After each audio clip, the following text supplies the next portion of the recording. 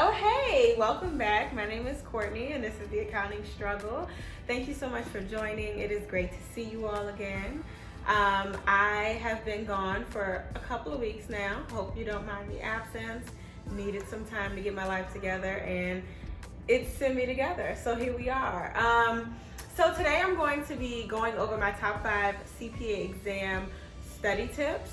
These are the things that I did when I was preparing during my success era.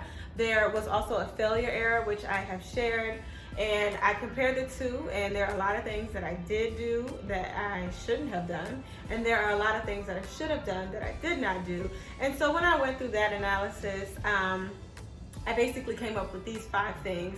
There are a lot of things that you can do to prepare, but these are the top 5 study tips that I want to be sharing with you today. My first tip is you have to have focused study sessions, free from distraction. When I first started studying and comparing that to the end of my journey, when I actually started passing and seeing more success, the study sessions were very different in comparison.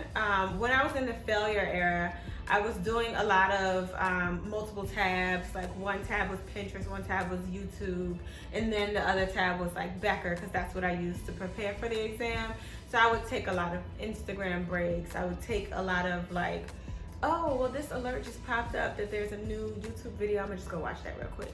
And a lot of that is just a real big distraction, and the reason why I spent hours on end in the library rather than just a few hours of good focused study time. I was playing a lot of games. I was. And I want you not to do the same. So if all you can do is study for 2 hours or 3 hours, that is so much better if it is a productive study session than it would be for you to spend 8, 9, 10 hours in the library playing games. Don't play games. Get your study on. Make sure it's focused. I understand that everybody has a lot going on in their lives. People have kids, people have husbands, wives, domestic partners. People have a lot going on.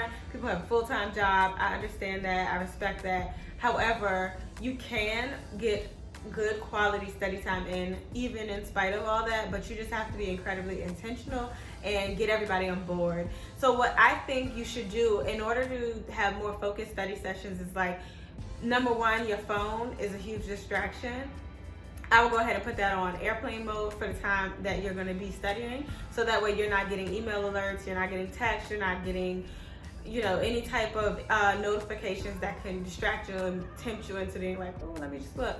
And also turn off your notifications that pop up on your computer. Like, I get a lot of notifications for like YouTube and Pinterest, like, oh, Courtney, we found some pins that we think you might like. Turn all that stuff off. If you're anything like me and that is like Temptation Island to you, it is going to be a huge distraction, so you need to get that out of your way. Also, you need to block off the time and make sure that you're really free to do the type of studying that you need to be able to do for it to be productive. So just make sure, tip number 1, just make sure you have a really good focused study session, even if it is shorter than being in the library all day, because again, if you're just in there playing games, it doesn't matter. Work to your understanding. So tip number 2, what I mean by working to your understanding is, even if a concept is taught in a particular way or a particular order, if that is not something that really resonates with you or clicks with you, you have to study to your understanding and find a way for it to make sense to you. So if that means supplementing the study information that you have, like say if you're using Becker and maybe it's not being explained in a way that it clicks for you, then get on YouTube, ask some friends, look at other study guides, do some research and figure out this concept. For me, one of the things that I can think of was the cash to accrual method and accrual to cash. That was like kind of mind-blowing. The way it was explained just it didn't click for me at all, the way it was taught in that particular module. But when I explained it in my own words, and when I abandoned the teachings of how they were explaining it and I explained it to myself in the way that actually made sense to me, that was how I studied. So I studied to my understanding. And you want to just make sure that, of course, your understanding is correct. So test it, make sure you're still arriving at the correct answer, because if you're not, then you might have a flaw in your understanding. But if you need to supplement and you need to work a little extra, to get a key concept down, then do that. But make sure you're working to your understanding. Number 3, my third tip is to start with the multiple choice questions. So often each chapter will have a set of multiple choice questions that go along with that lecture or that chapter. I think it's very important to start with the multiple choice questions because I've done this before. I've started with lectures before and then did the multiple choice and then had to go back and listen to the lecture a little bit more because the multiple choice just wasn't clicking. But when I've done it the opposite way, yes, I will admit it is a little painful to go straight into multiple choice questions when you have not read the chapter or you have not listened to the lecture, because there's this resistance to trying out something that you don't for a fact know all the information on. So you do have to push past that resistance. But what you do in doing that is you do 2 things. You accomplish 2 things. By starting with the multiple choice questions, you get a better understanding of what type of concepts are being emphasized the most. So if it's 25 questions and 60% of them are focused on one key concept, you'll really know that that's something you need to pay attention to and really understand. And then the other thing that you're accomplishing is you're figuring out what you already have a pretty decent understanding of, as opposed to what you really do not get. You're watching a suspenseful movie for the first time, and you've never seen it, but there's a person in there who's watching it with you and they've seen the movie. They're going to say certain things at certain parts of the movie, like, okay, pay attention to this part. Or, did you see how she looked at him? Okay, just remember that. Even though people who do that are so annoying. But it makes the things that are important really jump out to you. So that way you know what to look for. You know what are some of the things that you need to be paying attention to. You accomplish the same thing by doing your multiple choice questions first. It's basically telling you, like, pay attention to this part. Make sure you understand this part. Ooh, watch this. It does that so when you're listening to the lectures, things will really jump out at you and you'll say, oh, this is that. Okay, got it. So I would say definitely start with the multiple choice questions. Do one quick run through. Don't hem and haw over it. Either you know it or you don't. Likely you won't, because again, you haven't read the stuff yet, but see what you know, test it out first, and then go back through and listen to the lectures. Big difference. Tip number 4 is I think you should summarize each little module in your own words, so that way when you're going back through doing your review, you know exactly what this section is about. What I would do is when I was studying, I would get a little, like one of those long post-it notes, and I would put that on the front of each chapter or at the back of each chapter, and I would just write out the key points, and also I would put on there things that I really struggled with, key concepts that I know I need to go back and review.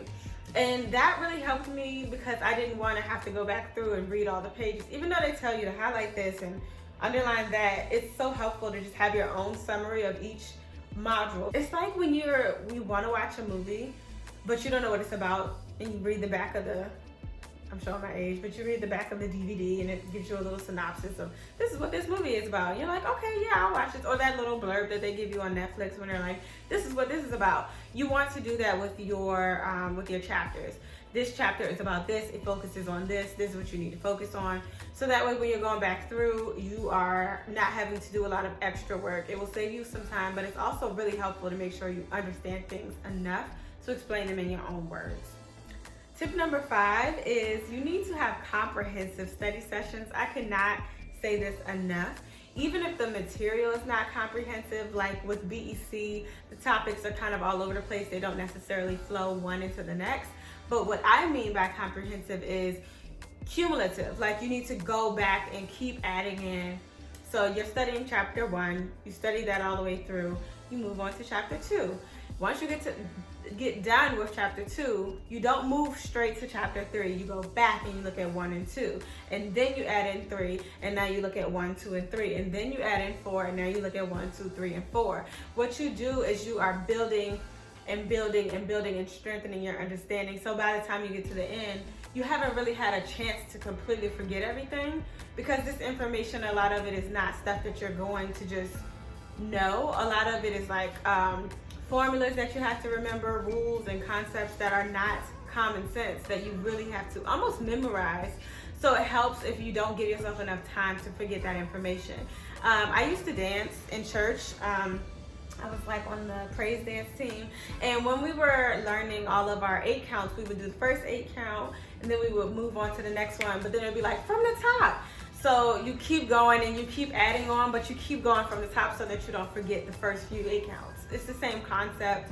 I don't play sports, but I'm sure there's sports where they are like, okay, run that part again. I don't know, but it's the same concept. Don't give yourself enough time to forget what you've already learned. Keep adding on. Make sure your study sessions do not leave out the beginning information, because I'll tell you, when I studied for FAR, I went from chapter 1 to chapter 10.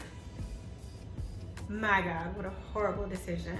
By the time I got to chapter 10, I could barely remember what was in chapter 6, much less what was in chapter 1. So it was like basically starting from scratch when I reviewed, because I hadn't looked at that information for like a month.